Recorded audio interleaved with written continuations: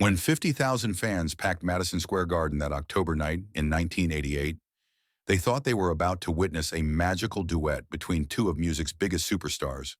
What they didn't know was that behind Michael Jackson's confident smile, panic was setting in. The king of pop was losing his voice, and in just minutes, he'd have to deliver the performance of a lifetime. But sometimes angels come in unexpected forms. If you're loving this story, hit that subscribe button and let me know in the comments if you've ever had to help someone in a crisis moment. 3 hours before showtime, Michael Jackson stood in his dressing room at Madison Square Garden, staring at his reflection in disbelief. The tour had been grueling, 47 shows across 32 cities in just 3 months. His voice, the instrument that had carried him from a child prodigy in Gary, Indiana, to global superstardom, was betraying him at the worst possible moment. "Quincy," Michael whispered to his longtime producer and friend Quincy Jones, who had just entered the dressing room. "I can barely get through a scale. What am I going to do?" Quincy's face went pale. Tonight's show wasn't just any concert.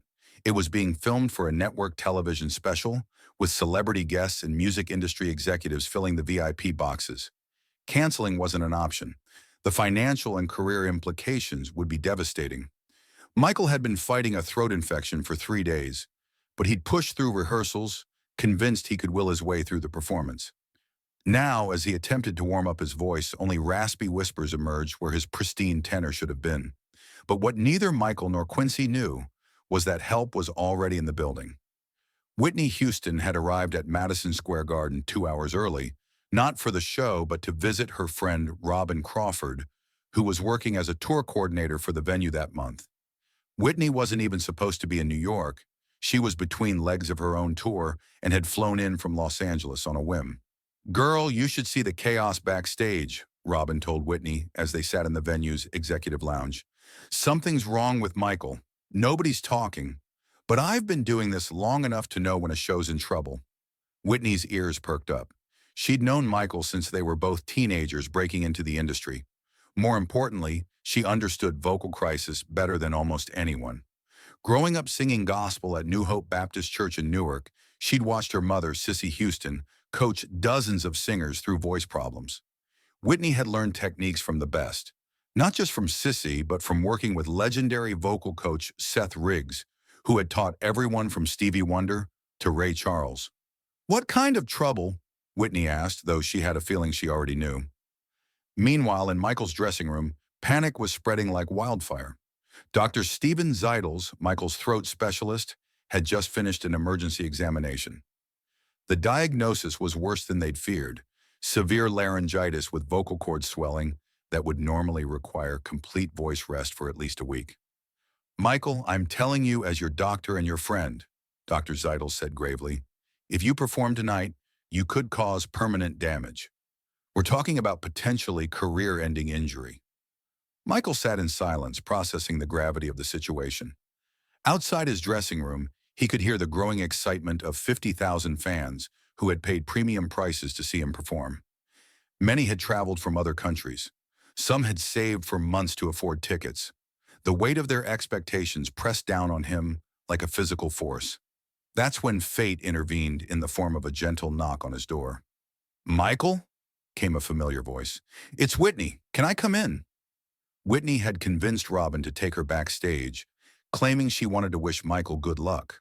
But the moment she saw his face, she knew her instincts had been right. 20 years of singing had taught her to recognize the look of a vocalist in crisis. "Whitney," Michael said, his voice barely above a whisper, "this is a disaster. I can't sing." Without hesitation, Whitney closed the door and approached him. "Let me hear what you're working with," she said, her demeanor shifting from friend to professional vocal instructor. Michael attempted a few notes. The sound that emerged was thin, breathy, and clearly painful. Whitney nodded thoughtfully. "Okay, I've seen this before. You're not completely gone. You're just inflamed and scared. Your cords are swollen, but they're still functional if we work with them instead of against them." What happened next was something that would never appear in any biography or documentary, but it changed both of their lives forever. "Michael, sit down and listen to me very carefully," Whitney said, her voice taking on the same gentle authority her mother had used when coaching struggling singers at church. You're going to perform tonight, and you're going to be fine, but we need to completely reimagine your approach. Dr. Zeidel started to protest, but Whitney held up her hand. I'm not talking about singing through the pain. I'm talking about working with the limitation. For the next 90 minutes, Whitney gave Michael an intensive vocal lesson unlike anything he'd ever experienced. She taught him how to use his breath to support his compromised voice, how to modify his delivery to work within his current range, and most importantly, how to trust his instrument even when it felt broken. The mistake singers make when they are injured is they try to sing normally and push through, Whitney explained.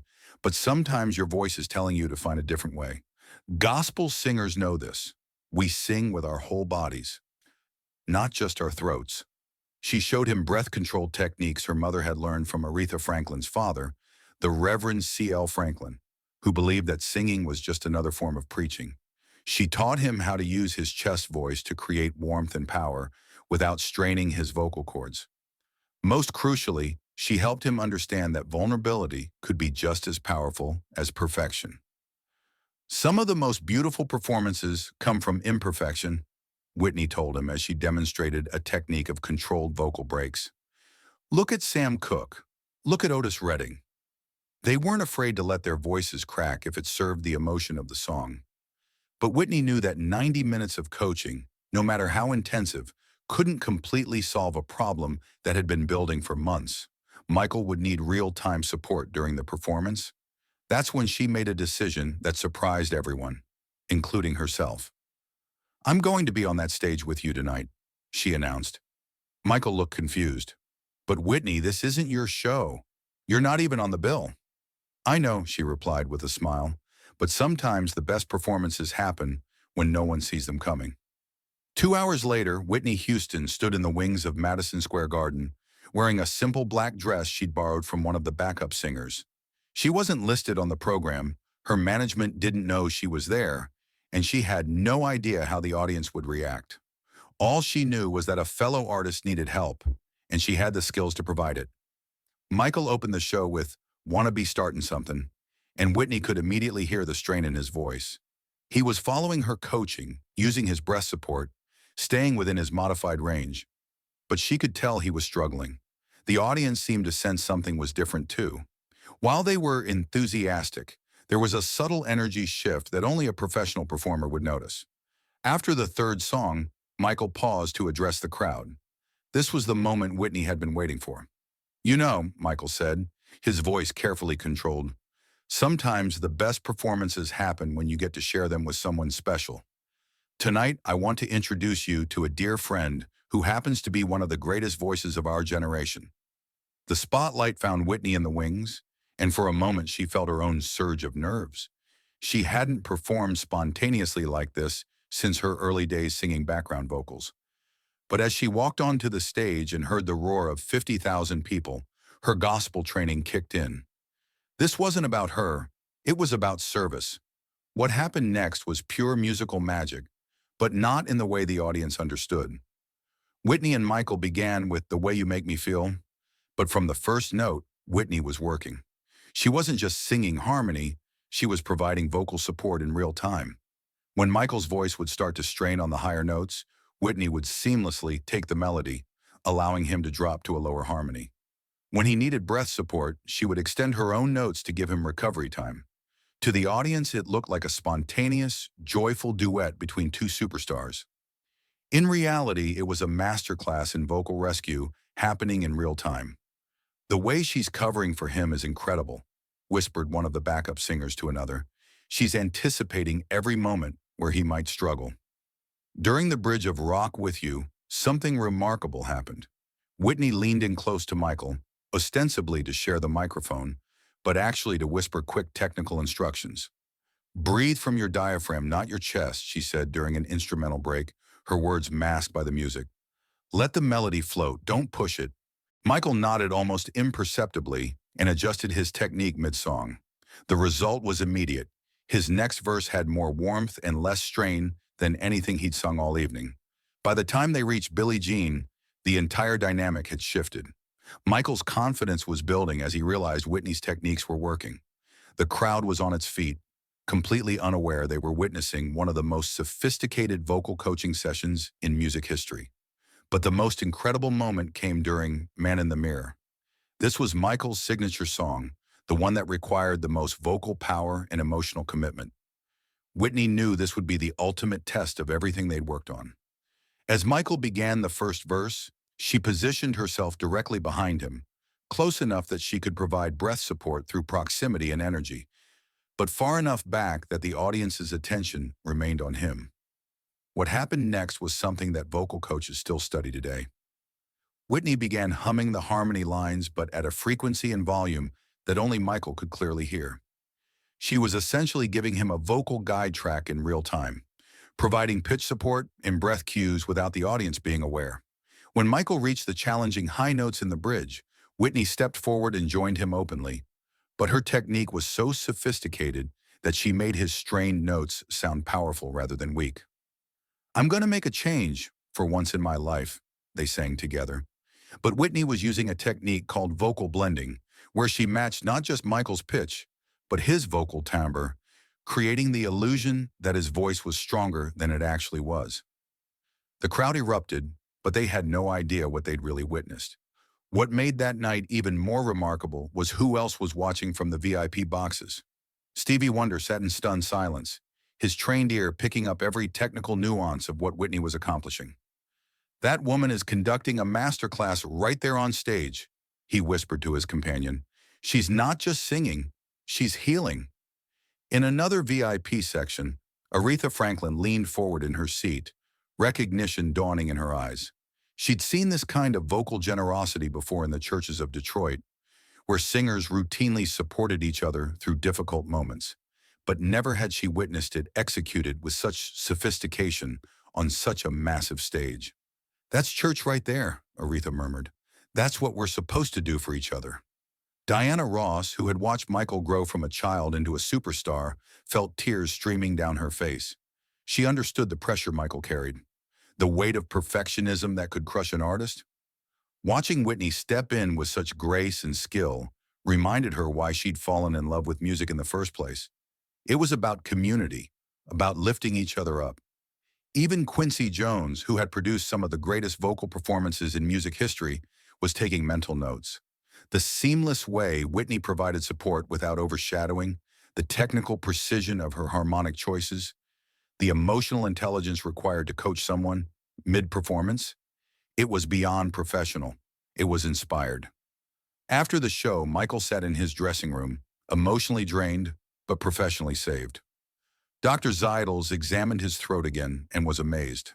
There was no additional damage, and in fact, the controlled way he'd been forced to sing had actually reduced some of the inflammation. "I've never seen anything like what you two did out there," Dr. Zeidels told Whitney. "You essentially turned a medical crisis into a vocal therapy session in front of 50,000 people without anyone knowing." Whitney was already getting ready to leave, gathering her borrowed dress and preparing to return to her hotel. For her, what had happened wasn't extraordinary.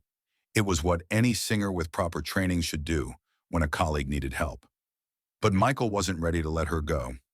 "Whitney," he said, his speaking voice already stronger after the controlled performance, "what you did tonight, I don't think you realize what you saved." Whitney turned back to him. "Michael, what I did tonight is what my mama taught me to do. We don't let each other fall. But you could have just walked away. This wasn't your problem." Whitney smiled, and for a moment, the global superstar disappeared, and she was just a church girl from Newark. "Baby, when someone's voice is in trouble, it's every singer's problem. We're all connected by the same gift." The impact of that night extended far beyond the immediate performance. Michael worked with Whitney's vocal coach for the remainder of his tour, incorporating the techniques she'd taught him into his regular routine. More importantly, the experience changed how he thought about vulnerability and collaboration. "Whitney taught me that night that strength isn't about never needing help," Michael later confided to Quincy Jones. "It's about knowing when to accept it." The performance was broadcast on television 3 months later, and music critics praised the spontaneous chemistry between Whitney and Michael, completely unaware of the real story behind their collaboration. The TV special won 2 Emmy Awards and is still considered one of the finest live music broadcasts of the 1980s. But perhaps the most significant impact was on Whitney herself. The experience of coaching Michael through a vocal crisis reminded her of her own roots and gave her a new perspective on her gifts. She began incorporating more teaching into her career, mentoring younger artists and developing vocal programs for aspiring singers. That night with Michael changed how I saw my role in the music industry, Whitney later told her mother, Sissy. It wasn't just about my voice anymore. It was about using what I knew to lift others up. The techniques Whitney used that night, controlled breath support, harmonic reinforcement, real-time pitch guidance, became part of her standard approach when working with other artists. She never publicized her role as vocal coach, but word spread quietly through the industry. Soon, artists like Alicia Keys, Christina Aguilera, and even seasoned performers like Barbra Streisand were seeking her guidance. Years later, when vocal coaches teach masterclasses about crisis management and real-time vocal support, they often reference the Houston technique, though many don't know its origins in that Madison Square Garden performance. The friendship between Whitney and Michael also deepened after that night. They collaborated on several more projects, always with Whitney serving as both partner and vocal mentor. Michael often credited her with saving not just one show, but his entire approach to performance. Before Whitney taught me those techniques, I thought vocal problems were a sign of weakness, Michael reflected in an interview years later. Though he never revealed the full story of that October night, she showed me that sometimes your limitations can become your greatest strengths if you know how to work with them. The most touching testament to their friendship came in 1993, when Whitney was struggling with her own vocal challenges during the promotion of The Bodyguard soundtrack. Without hesitation, Michael flew to Los Angeles to return the favor, providing breath support and vocal guidance during her recording sessions. "What goes around comes around," Whitney told him during a break in recording. "That's what Mama always said." Today, the story of that October night at Madison Square Garden remains largely unknown to the general public. Neither Whitney nor Michael ever fully disclosed what happened, preferring to let the magic speak for itself. But for those who understand the technical artistry of what occurred, 2 world-class vocalists working in perfect synchronization to overcome a potential career disaster, it represents something even more impressive than their individual achievements. It was a masterclass in generosity, professionalism, and the kind of musical collaboration that only happens when technical skill meets pure heart.